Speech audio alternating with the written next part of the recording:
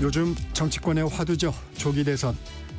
이분도 많이 거론되고 있습니다. 바로 만나보겠습니다. 김부겸 전 국무총리 나와 계십니다. 총리님 어서 오세요. 네, 안녕하십니까.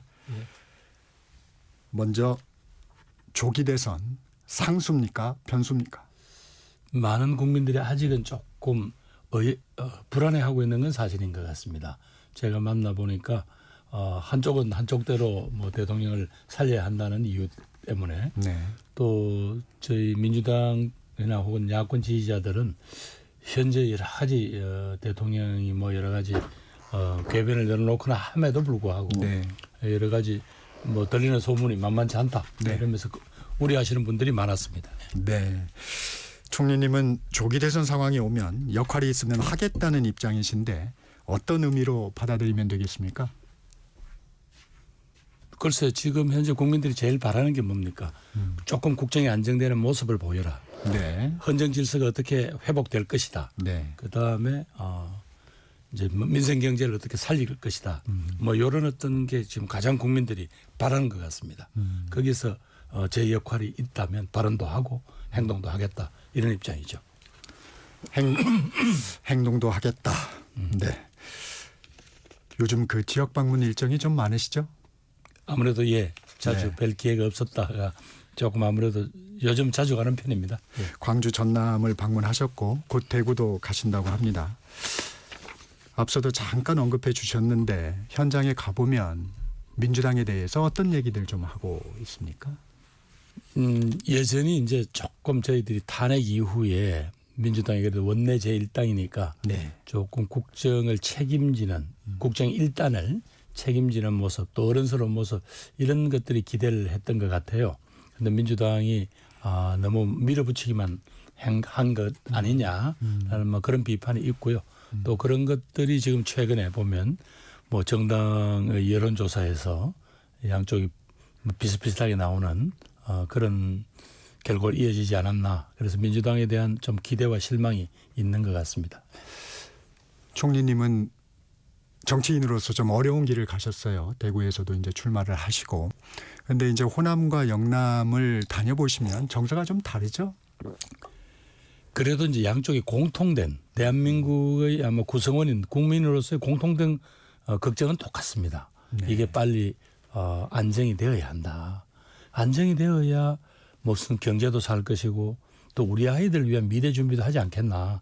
우리는 참 잘 살았는데 이 청년들을 보면 자기들도 진짜 가슴이 무너진다. 뭐 일자리도 만만치 않죠. 네. 또 뭐 AI도 뭐 신산업이 막 몰려온다는데 사실은 우리들은 어떤 대책을 세우기에는 조금 너무 나이가 들었지 않냐. 뭐 이런 그 걱정은 공통적입니다.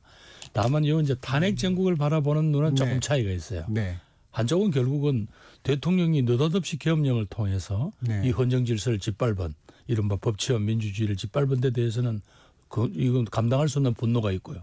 또 한쪽은 소위 말해서 계속 야당이 계속 탄핵을 남발해서 결과적으로 이런 정쟁이 격화되다가 네. 이런 결과를 왔지 않냐라는 또 그런 의견들이 많았습니다. 그러나 뭐 그럼에도 불구하고 저는 단호히 이야기하죠. 왜냐하면 이 법치와 민주주의라는 것 이거 자체를 짓밟은 그 상황에서 무슨 대한민국이 존재할 수 있겠냐. 그건 분명히 하자. 거기에 대한 대통령의 책임은 물어야 하고 그다음에 대한민국이 어디로 갈 것을 논의합시다. 이렇게 말씀드리죠. 지금 여론의 지형을 보면 탄핵에 반대하는 여론을 민주당이 그대로 끌어오고 있지는 못하고 있어요. 뭐 그건 좀 저희들이 아픈 부분이죠. 예. 그런 부분은 어떻게 극복할 수 있을까요? 결국은 이제 민주당이 전통적으로 가져왔던 민주당스러움이라 할까요? 네. 뭐 정말로 당내에서 다양한 의견 목소리가 나오되 어떤 중요한 국민적 요구가 있을 때는 또 한 목소리 또 하나로 힘을 모으는 그런 뭐 다양성, 포용성 뭐 이런 것들이 전부 다시 잘 보여지면 국민들께서 기대를 보내주시지 않겠나 싶습니다. 네. 지금 많은 국민들은 민주당은 이재명 대표의 일극체제로 보고 있는데 어제 김동연 경기지사가 광주를 찾았습니다. 이재명의 민주당이 아니고 민주당의 김동연, 민주당의 김경수, 민주당의 김부겸을 만들어서 더 큰 민주당을 만들어야 한다. 지금 말씀하신 것과 좀 같은 맥락인 것 같은데. 뭐 결국에 뭐 같은 흐름인 것 같습니다. 예. 그런데 이재명 대표 실용주의로 조기 대선 모드에 들어갔는데 김동연 지사는 일머리가 있는 경제 전문가 이런 걸 좀 내세우고 있습니다. 총리님을 대표할 키워드 좀 주실 수 있습니까? 총리님이 생각하는 비전. 글쎄 뭐 뭔가요? 제가 이야기를 한다고 해서 국민들께서 받아들이실지 모르겠지만 저는 결국은 이 내전 상태에 있는 국민의 갈등 네. 이거 어떻게든 조정해내야 합니다. 우리가 공존하는 대한민국이다라는 그런 어떤 상황에 합의를 해야 합니다. 그렇지 않고 뭐 어떤 이야기를 한들 어떤 정책을 편들 이게 정상적으로 될 수 있겠습니까? 저는 결국은 이 어떤 갈등 극복과 국민 통합이라 할까요? 거기에 어떤 시대적인 요구가 있다고 보고 뭐 제가 뭐 그런 정도 역할은 하려고 지금까지 정치를 해왔다. 뭐 그렇게 말씀드리고 싶네요. 총리님 너무 겸손하게 말씀하시는데 총리님이 그 야권의 다른 잠룡들에 비해서 비교 우위를 갖고 있는 부분 좀 자랑해 주시면 어떻습니까? 글쎄 뭐 아침부터 그런 자랑하기는 조금 멋졌고요. 그러나 뭐 기본적으로 저는 이 국민적인 이 갈등 네. 이 문제를 어떻게든 조정을 해내는데 그래서 우리가 뭔가 대한민국이라는 공동체라는 그 합의 통합 공존 이걸 이뤄내는데 제가 조금 장점이 있다. 왜? 지금까지 그런 목소리를 냈고 또 그런 역할을 해왔고 그런 점에서 또 국민들이 또 일정 부분 인정해 주신 부분이 있기 때문에 아마 그런 데서 이렇게 서로 간에 갈등이 심각할 때는 제가 필요가 있다 이렇게 생각합니다. 국정 경험과 통합의 적임자다 이런 말씀으로 좀 해석이 됩니다. 정치 걸어오신 길도 있고 제가 틀렸나요? 글쎄요. 뭐 아침부터 이렇게 너무 예. 예. 이 대표의 실용주의에 대해서는 어떻게 평가하세요? 전통적으로 민주당은요. 김대중 대통령님, 뭐 노무현 대통령님, 뭐 우리 문재인 대통령 다 보면 민주당이 가지고 있는 어떤 이념만 가지고 어떤 상황을 돌파하지는 않았습니다. 그때 국민들이 원하는 어떤 그 과제들을 해결하는 데 필요하면 아주 유능하게 또 유연하게 대응을 해왔거든요. 네. 뭐 그런 점에서 이 대표도 최근에 어떤 그런 국민적 요구를 받아들이려고 하는 그런 자세다 저는 그렇게 봅니다. 다만 그 당의 이제 정체성이라고 할까, 네네. 당의 그냥 뭐 이 본질을 규정하는 그런 정책 같은 거 있잖아요. 네. 이런 부분을 그렇게 당 대표가 일방적으로 쉽게 바꿔서는 안 되죠. 그 부분은 분명히 그렇게 당이 설정한 이유가 있을 것 아닙니까? 그러면 관련 전문가라든가 이해 당사자들을 불러서 그분들과 토론하고 그다음에 그것을 그래서 변경하는 과정 자체를 국민들이 지켜볼 것 아닙니까? 네. 그걸 통해서 오히려 국민들이 상황을 납득하고 또 그 결과를 받아들이는 그런 방식이 저는 제일 말하자면 또 제일 좋은 방법이다 이렇게 생각을 합니다. 예. 대표의 이 독단적인 결정보다는 당의 정체성 부분에 대해서는 충분한 수기와 논의, 토론이 필요하다 이런 의미입니다. 그렇게 하면 더 훨씬 더 납득이 될 뿐만 아니라 국민들이 그 과정 자체가 국민들이 이해하시는 그런 과정이 되지 않겠습니까? 예, 그런 말씀드리고 싶습니다. 여당에서는 좀 진정성을 의심하는 목소리도 있습니다. 들으시겠지만 여당은 뭐 늘 그렇게 비난을 하시니까 네. 몇 가지 좀 제가 예를 들어보겠는데 신년 기자회견에서 기본소득 구상의 재검토를 좀 시사했다가 다시 기본사회를 목표로 설정을 했고요. 반도체 특별법 주 52시간제 예외 적용권이 지금 원점으로 좀 돌아가는 분위기입니다. 그리고 이번 추경을 제안하면서도 당초 걸림돌이 된다면 포기할 수 있다 이렇게 얘기를 했던 민생회복지원금 민생 쿠폰이라는 이름으로 나왔는데 지역화폐 지원 예산 이런 게 들어갔더라고요. 좀 말했던 부분이 좀 바뀌고 있는 거 아니냐 하는 부분에 대해서는 우리 총리님은 어떻게 보세요? 그래서 제가 정책 하나하나 평가할 수는 없고 예를 들면 그 반도체 특별법 같은 거 주 52시간 문제 말이죠. 네. 여러 가지를 봤을 때 지금 각 나라가 반도체 대전이라고 하지 않습니까? 네. 이런 치열한 경쟁에서 국가가 해야 될 몫이 있단 말이죠. 그것을 이제 규정하는 게 반도체 특별법인데 네. 그중에 주 52시간은 사실은 이 법안의 본질이 아닙니다. 그건 국가라는 걸 운영을 해야 되는데 어느 한 법에 어느 한 특정 영역에 예외를 두면 그것이 우리 사회 전체를 운영하는 틀 자체가 흔들릴 수 있거든요. 예. 그래서 그 문제는 지금 하지 말자가 아니라 우선은 아까 오히려 국가가 용수, 전력, 여러 가지 세제 혜택 등을 통해서 반도체 산업을 지원하고 그 과정에서 문제가 되고 실질적으로 주 52시간 노동 시간 자체가 오히려 질곡이 된다면 그럴 때 다시 검토할 수 있는데 그 조항 때문에 이 법 자체가 통과된다 안 된다 하는 건 뭐 너무 안일한 접근이다. 저는 네. 그렇게 이제 보고 싶습니다. 나머지 기본소득 문제에 대해서도 아마 본인의 트레이드 마크였으니까 네. 이 대표가 적절할 때 어떤 자기의 어떤 고민과 또 향후 방향에 대해서 밝히지 않겠나 그렇게 생각이 됩니다. 네. 총리님 이재명 대표와 곧 만날 거란 얘기가 들리던데 날짜는 좀 잡으셨나요? 뭐 아마 조율 중입니다. 뭐 곧 아마 잡히겠죠. 뭐. 예. 어떤 말씀을 하실 계획이세요? 저는 뭐 기본적으로 당이 이렇게 아까 이야기한 국민적 비판을 받고 있는 가장 그 한 부분이 민주당의 어떤 정신이나 일종의 트레이드 마크라고 할 수 있는 그런 다양한 목소리들 못 나오는 분위기, 네. 이제 또 포용성이 없어진 분위기 이거를 고치도록 해야 이 대표의 리더십이 다시 살아날 것이다라는 뭐 이런 이야기를 할 거고요. 역시 또 하나는 이번에 대통령한테 계엄이라는 이 막강한 권한을 준 이 헌법 네. 이거 계속 가져갈 수 없습니다.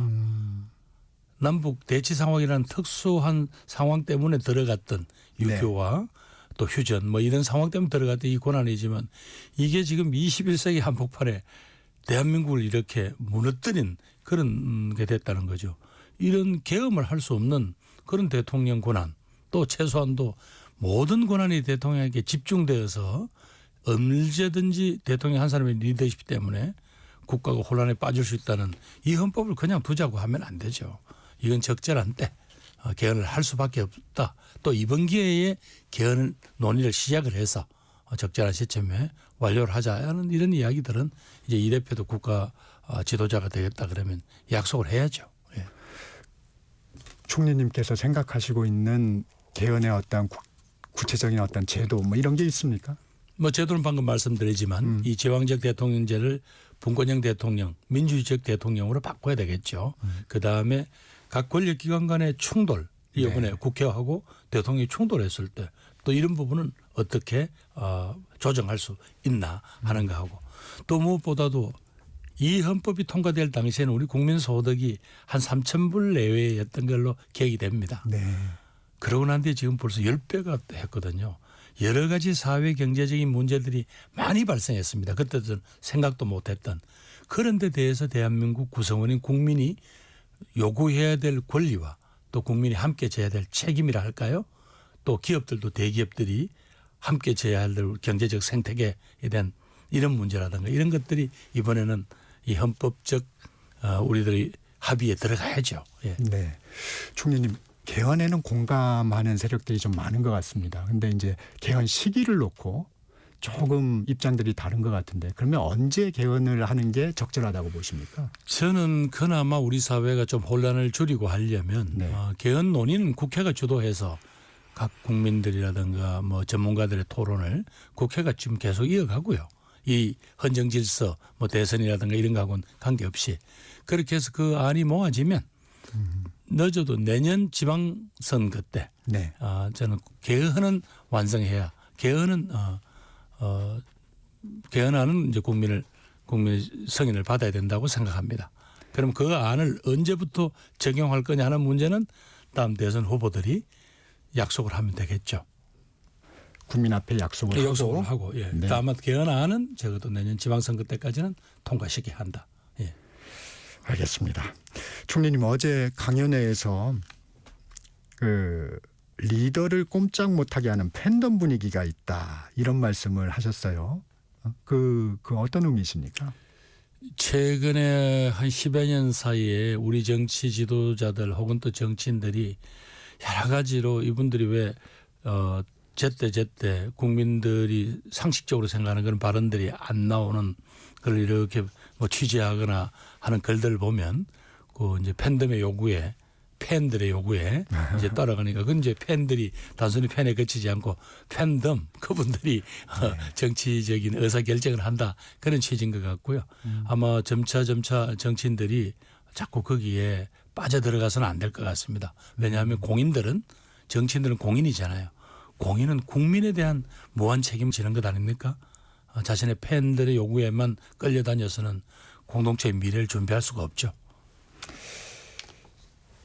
최근 비명계의 비판에 대해서 이재명 대표가 이제 총구는 좀 밖으로 향했으면 좋겠다. 뭐 이런 얘기도 했습니다.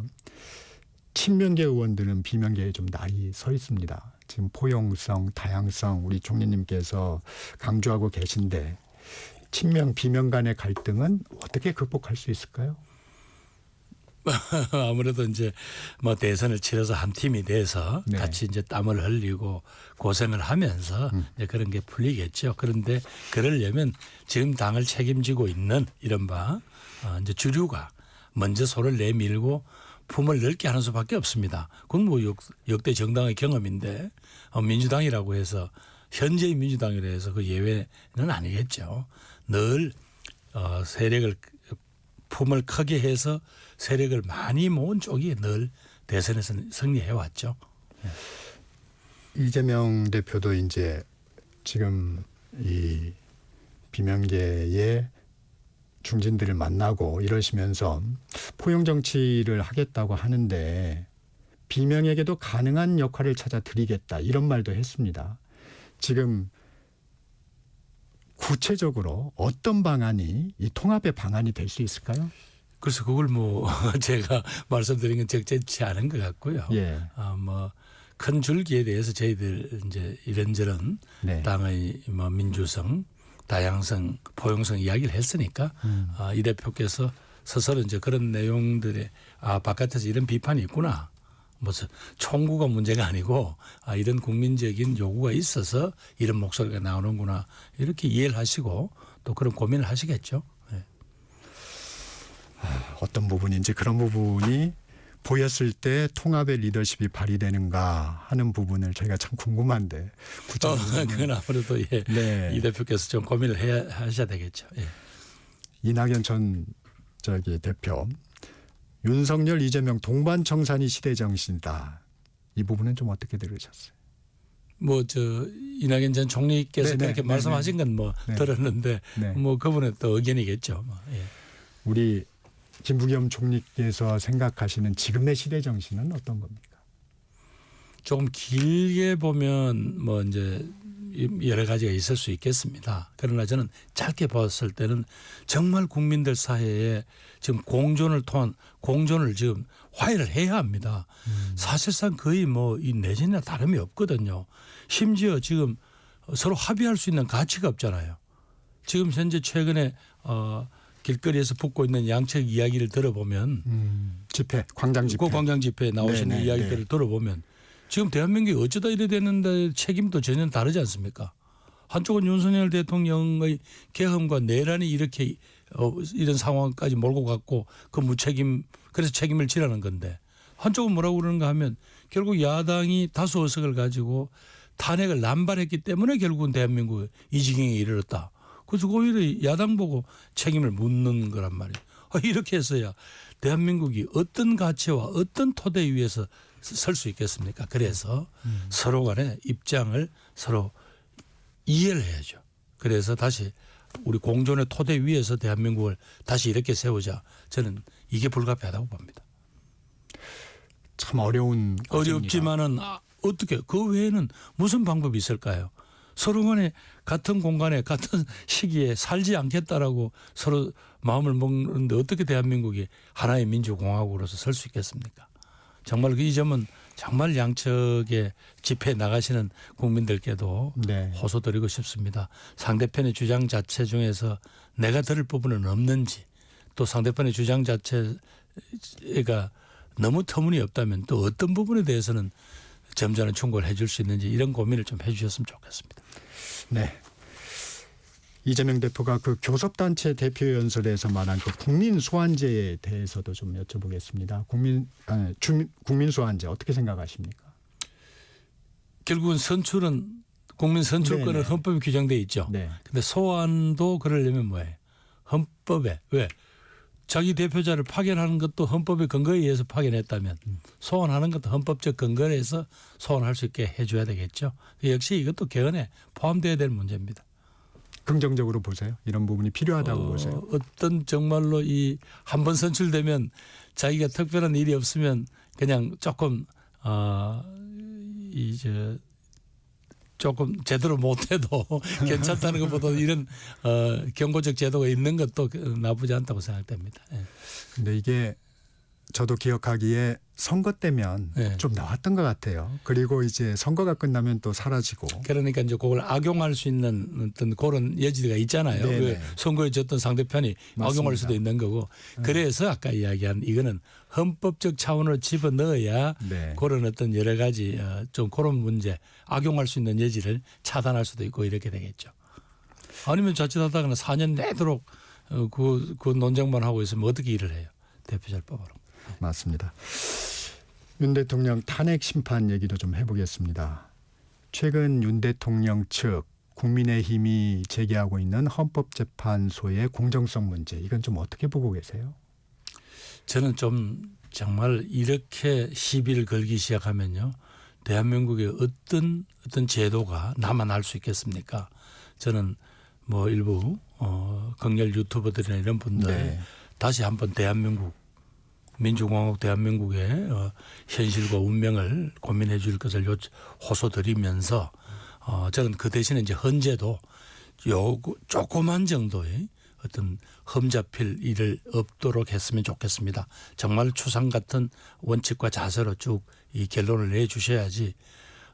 어제 어떤 언론인이 그렇게 칼럼을 쓰셨던데 2천만 대 2천만이 지금 싸움을 하고 있는 이 싸움에 네. 그 엄청난 무게를 8분의 헌법재판관에게 떠넘겨 놓는다는 게 이게 말이 되냐라고 누가 쓰셨던데 적어도 헌재도 이 점에 물론 그런 국민적 압박과 이런 게 강하다는 걸 알고 있습니다만 그분들이야말로 지금 정말 대한민국을 바로 세울 수 있는 그런 칼날 위에 서 있는 우리들의 사도라고 할까요? 저는 그런 입장을 보이고 싶습니다. 그래서 적어도 그분들이 어떤 심판하고 그분들이 사안을 심리하는 과정 자체를 압박을 가거나 다른 걸 하는 것은 그 우리 스스로가 우리들의 합의한 법치를 무너뜨리는 거다. 더 이상 흔들지 말았으면 좋겠습니다. 네, 오늘은 여기까지 듣겠습니다. 지금까지 김부겸 전 국무총리와 말씀 나눴습니다. 고맙습니다. 예, 감사합니다. 전격 시사 1부 여기서 마칩니다.